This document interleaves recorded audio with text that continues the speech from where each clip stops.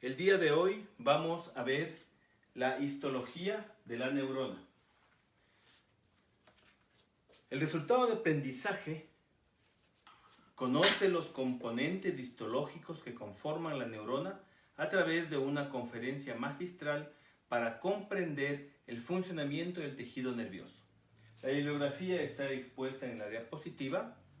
El plan de clase que vamos a desarrollar consta de la introducción, del desarrollo, de los puntos fundamentales de esta conferencia, del cierre, de una evaluación y la retroalimentación que vamos a hacer. ¿De qué dependen las funciones normales del organismo?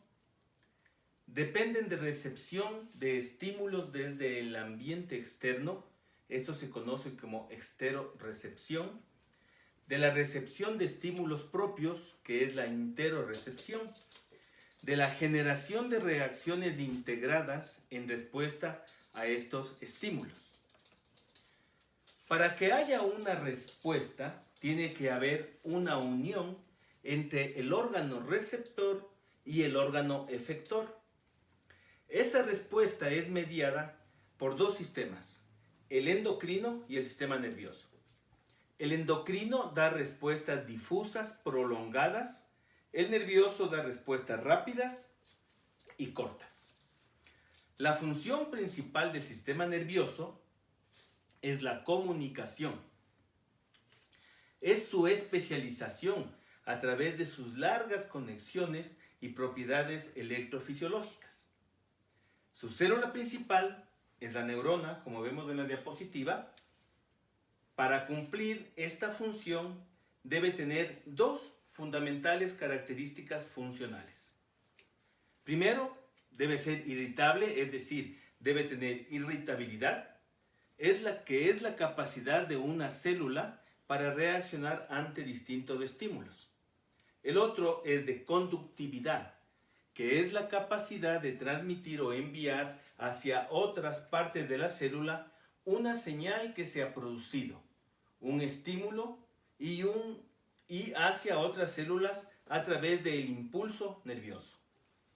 Si se produce un estímulo, un golpe, una punción, ruidos, estas formas de energía deben transformarse en actividad eléctrica. Esa función la hacen o la cumplen los receptores sensoriales. Esa actividad debe llegar al sistema nervioso central y de aquí a órganos efectores como músculos esqueléticos, lisos o glándulas, o a la final almacenarse. La corteza gris utiliza la información almacenada en funciones superiores como el pensamiento abstracto o la memoria. El sistema nervioso es central y periférico. Los millones de neuronas se comunican entre sí a través de la sinapsis y su acción es mediada por sustancias químicas transmisoras. En el sistema nervioso central, los grandes grupos celulares se reúnen en núcleos. El sistema nervioso periférico o SNP está formado por grupos de células que se llaman ganglios, redes de fibras nerviosas o plexos y nervios periféricos.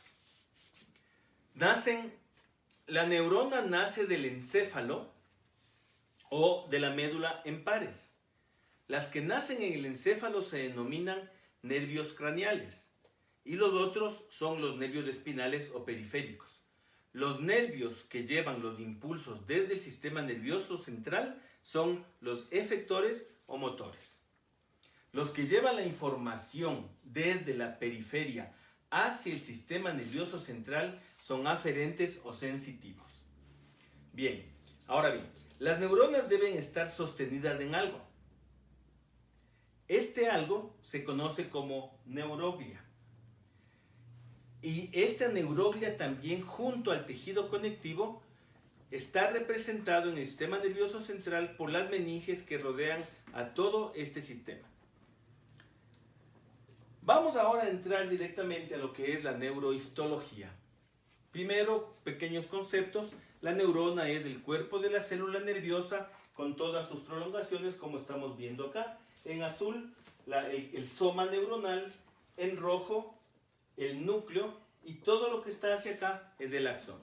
Se compone de un cuerpo celular, como les digo, compuesto por un núcleo celular rodeado de citoplasma. El citoplasma que rodea al núcleo se llama pericardio. El citoplasma, insisto, que rodea al núcleo se llama pericardio. Del pericardio nacen prolongaciones largas o axones o prolongaciones cortas que se llaman dendritas. Cuando no se puede identificar si una prolongación es axón o dendrita, se le llama neurita. El núcleo, miren acá, el núcleo es oval o redondo, es grande en relación al tamaño celular, tiene distribución uniforme de cromatina y posee un nucleolo grande. En células grandes tiene cromatina de grano fino y en los pequeños de grano grueso.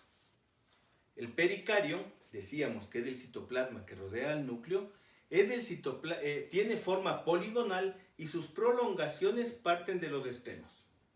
El tamaño de los somas de las neuronas varían de 4 micras a 135, especialmente estas últimas en las astas anteriores de la médula. En los ganglios espinales los núcleos son más redondeados. El citoplasma del pericardio contiene todos los orgánulos celulares habituales. La sustancia de Nils o el cuerpo de Nils o el ergastoplasma en el pericardio de las neuronas teñidas con azul de toluidina se distinguen grumos muy basófilos denominados corpúsculos de Nils, que son cúmulos de retículo endoplásmico rugoso. Se colorean de azul por la cantidad de RNA que poseen, como estamos viendo en la imagen. Esta sustancia se encuentra en el pericardio y en la primera porción de las dendritas y falta en el axón y en el cono axónico. El tamaño y distribución de esta sustancia tiene gran importancia para identificar los distintos tipos de neuronas en las grandes neuronas del asta anterior de la médula espinal. El retículo endoplásmico liso, como vemos acá en la imagen, solo visible con microscopio electrónico, se encuentra en el pericardio, en donde se extiende a las dendritas y al axón. Almacena iones de calcio de manera similar como se almacena en las células musculares. Las neurofibrillas, que están vistas en todo alrededor, son finos filamentos en el citoplasma del pericardio y en las prolongaciones.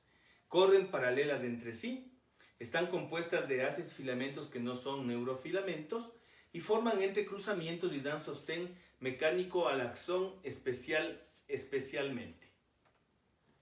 Además de los neurofibrillas, se encuentran microtúbulos que se llaman neurotúbulos en el sistema nervioso, que se disponen igual que los neurofilamentos que están alrededor de los corpúsculos de Nils. Dan sostén a la morfología de la célula por estar unidos entre sí por las proteínas asociadas a los microtúbulos. Los filamentos de actina también forman parte del citoesqueleto. Las neurofibrillas y los corpúsculos de Nils son los principales componentes del citoplasma de las células nerviosas. Se tiñen con sales de plata y tienen una función no conocida todavía. El aparato de Golgi, como estamos viendo en la imagen en la figura superior, se encuentra en el pericardio y solo se ven con tinciones de cromo y osmio. Se dispone como anillo alrededor del núcleo. Las mitocondrias, miren este esquema de color fucsia, elegante, bonito, se encuentra en el pericardio y en los axones son pequeñas, menores de 1 micra y suelen ser filamentosas y extendidas. El centrosoma, las neuronas embrionarias todavía proliferan y allí se observa un centrosoma con 2 centriolos. En la neurona madura se distingue un único centriolo de importancia desconocida dado que éstas no se dividen. Las inclusiones en pericardio se observan gotitas de lípidos en las células embrionarias de glucógeno. Se presentan gránulos de pigmento en la sustancia negra del mesencéfalo y también hay abundancia de hierro. A medida que aumenta la edad en el organismo, se acumula lipofucsina en las neuronas. Parece ser que la lipofucsina es el producto final no metabolizable de la actividad lisosómica. Es importante que nosotros analicemos este cuadro que está hacia acá en la diapositiva, donde se ve el deterioro oxidativo celular dependiente de la edad. Hay dos componentes fundamentales, un daño oxidativo y un daño replicativo. El metabolismo normal produce especies reactivas de oxígeno que pueden oxidar y lesionar las membranas celular, proteínas y ácidos nucleicos. El envejecimiento está directamente relacionado con el metabolismo celular y la disminución mitocondrial. La lipofucsina, pigmento típico de la ancianidad, se compone de material intralisosómico polimérico que no puede ser degradado por las hidrolasas lisosómicas. Existe una correlación inversa entre el acúmulo de lipofucsina, la función lisosómica y la expectativa de vida de la célula. La presencia de lipofucsina en las células madre interfiere con las funciones celulares y promueve patologías tales como enfermedades neurodegenerativas, fallo cardíaco o degeneración macular. Aquí, para que ustedes tengan una idea de lo que es el estudio de la medicina, mientras hacemos un pequeño descanso en la clase, miren lo que son los 10 mandamientos del estudiante de medicina.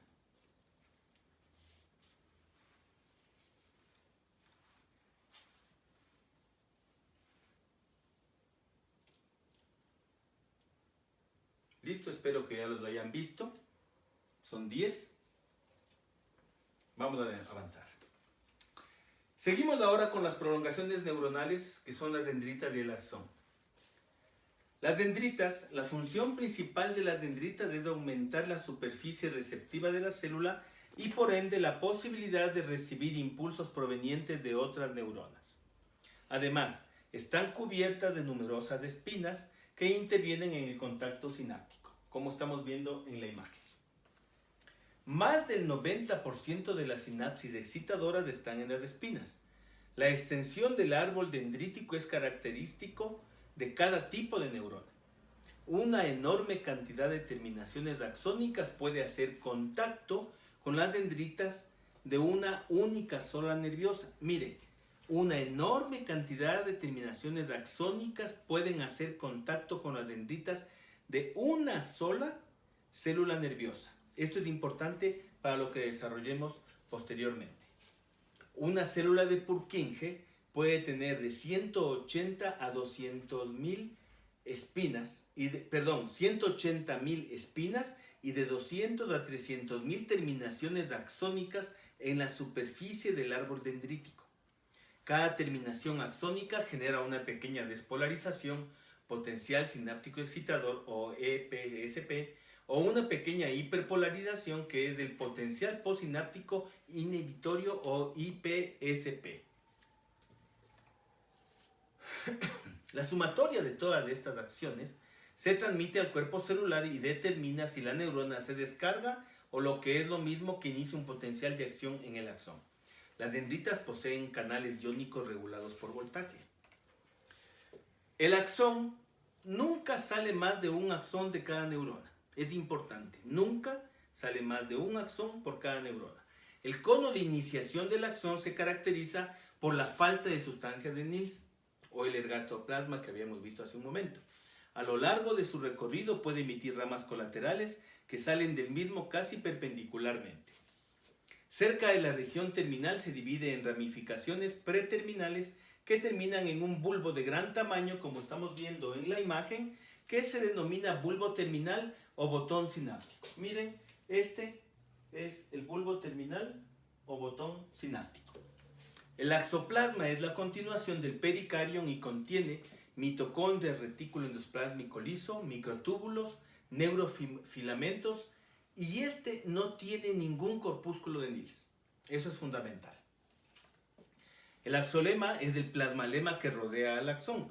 Muchos axones están rodeados por una vaina de mielina que no es parte de la neurona. La primera porción del axón, desde el cono de iniciación hasta el comienzo de una eventual vaina de mielina, se denomina segmento inicial. El potencial de acción esquematizado aquí en esta imagen, se desencadena en el segmento inicial que presenta un umbral menor para excitabilidad eléctrica y los canales de sodio rápidos activados por voltaje cuentan con una cantidad especial de canales de sodio y potasio.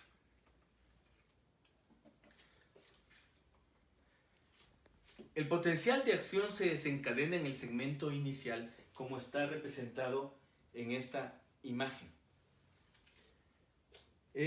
Presenta un umbral menor para excitabilidad eléctrica y los canales de sodio rápidos activados por voltaje cuentan con una cantidad especial de canales de calcio y de potasio. El transporte axónico lento es en dirección anterógrada, centrífugo, con una velocidad de 0,2 a 2 milímetros por día. De esta forma, se entregan al axón los componentes necesarios para su mantenimiento, como la tubulina, subunidades de neurofilamentos y enzimas. El transporte axónico rápido, en cambio, es de dirección centrífuga y es de elementos con membrana como las mitocondrias, fragmentos de retículo endoplásmico liso y vesículas con una velocidad de 100 a 400 milímetros por día. El movimiento retrógrado centrípeto es de sustancias de desecho. Según la cantidad de prolongaciones, las neuronas pueden ser de varios tipos: monopolares, bipolares, multipolares, generalmente estas últimas las más frecuentes. Acá estamos viendo en el extremo de allá a la bipolar, el monopolar y la más frecuente, la que mostramos a ese extremo, las multipolares. Las monopolares se encuentran en el núcleo mesencefálico del nervio trigémino, por ejemplo. Las bipolares emiten una prolongación desde cada extremo del cuerpo celular, se encuentra en la retina, ganglio vestibular y espiral del oído interno, que sirven para el equilibrio y la audición, y el epitelio olfatorio. Según la longitud del axón, las neuronas de proyección son las de tipo Golgi 1, tienen numerosas dendritas y un axón muy prolongado, se ubican en el encéfalo, médula espinal y nervios periféricos. Las interneuronas o neuronas Golgi tipo 2 o de asociación poseen numerosas dendritas ramificadas y un axón corto que median señales entre neuronas. El neurópilo se encuentra entre los cuerpos celulares. Existe una disposición muy compleja de prolongaciones dendríticas y axónicas y neuróglicas. Esta red lleva este nombre de neurópilo. Como ustedes ven, es una red bastante compleja. Contiene innumerables conexiones sinápticas y más de la mitad del citoplasma de las neuronas se encuentra aquí. La transmisión del impulso se hace en una sola dirección y la terminación nerviosa libera una sustancia transmisora que es del neurotransmisor, que se define como un neurotransmisor se define como una sustancia química liberada por exocitosis de una terminación nerviosa como reacción ante el potencial de acción del axón y que transmite la señal a otra célula que es excitada o inhibida. La sinapsis, aquí en la imagen, esta es la zona especializada de contacto donde tiene lugar la transmisión del impulso eléctrico mediada por un neurotransmisor. La porción del axolema que interviene en la sinapsis es la membrana presináptica y el plasma lema de la célula contactada se llama membrana postsináptica. La hendidura sináptica es la brecha entre ambas y mide aproximadamente 25 nanómetros de ancho. En el sitio donde ocurre la sinapsis, el axón se ensancha y a esto se le conoce como botón terminal, y este es un botón de paso si está a lo largo del axón. Las vesículas sinápticas se encuentran muy cerca de la membrana presináptica, son activas porque aquí se fijan y liberan los neurotransmisores hacia la hendidura.